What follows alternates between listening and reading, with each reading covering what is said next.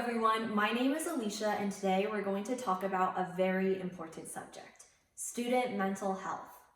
I'm sure we can all relate very well to the stress of studying for the SATs, the ACTs, finals, oh my. But the stress isn't even the most of it. We are seeing some serious concerns with the trend of mental health among students in the US. Let's hear what our expert has to say. College students in the United States face many challenges, including living alone and away from family and friends, keeping up with academic performance, dealing with financial hardship, and making new friends. Many of them actually experience a lot of stress in their daily lives. Some even suffer from mental disorders. The most common ones are anxiety disorders and major depression.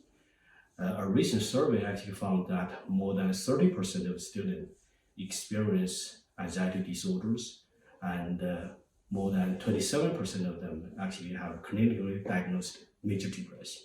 Like our expert said, across the board, student mental health has become increasingly problematic.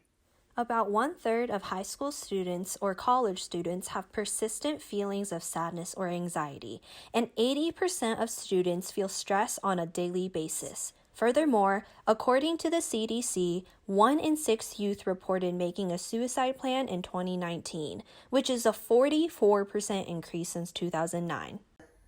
Some groups or minorities face even more issues, such as members of the LGBTQ community or Black students, where these students face a higher percentage of poor mental health. Knowing these alarming statistics and their significance when compared to US mental health history, let's hear from our expert why we should be paying attention to these numbers. We should be concerned about the student mental health because it affects their physical and mental well-being, their academic performance, as well as their relationship with their family and friends. So it can significantly affect their quality of life. So we know that many physical disorders, including cardiovascular disorders, diabetes, and obesity, all have psychological origins. So that has to be part of the treatment.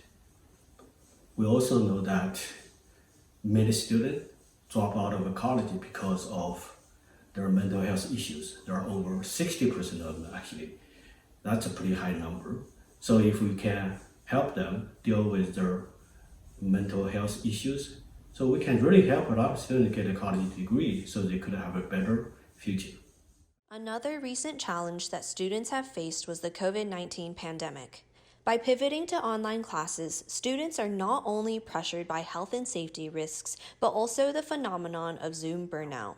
Additionally, students shoulder more financial risks as many rely on work-study opportunities or other in-person amenities such as food service.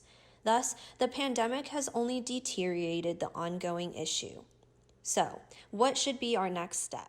To combat declining mental health issues in college students, many parties has to get involved.